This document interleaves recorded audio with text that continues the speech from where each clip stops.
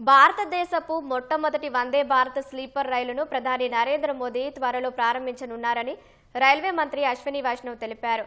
కోల్కతా, గువాహటి మధ్య అందుబాటులోకి రానున్న ఈ తొలి స్లీపర్ రైలు టికెట్ ధరలు విమాన టికెట్ ధరల కంటే తక్కువగా ఉంటాయని చెప్పారు.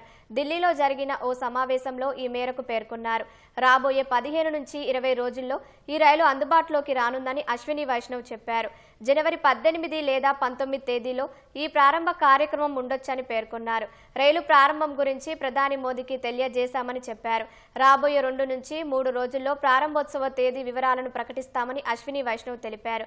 ప్రస్తుతం కోల్కతా, గువాహటిల మధ్య విమాన ప్రయాణానికి 6,000 నుంచి 8,000 ఖర్చవుతోందని వైష్ణవ్ అన్నారు. వందే భారత్ స్లీపర్ థర్డ్ ఏసీలో టికెట్ ధర ఆహారంతో కలిపి సుమారు 2,300 ఉంటుందని చెప్పారు. సెకండ్ ఏసీ ధర సుమారు 3,000, ఫస్ట్ ఏసీ ధర సుమారు 3,600 ఉండొచ్చని తెలిపారు. మధ్య తరగతిని దృష్టిలో పెట్టుకుని టికెట్ ధరలు నిర్ణయించినట్లు చెప్పారు.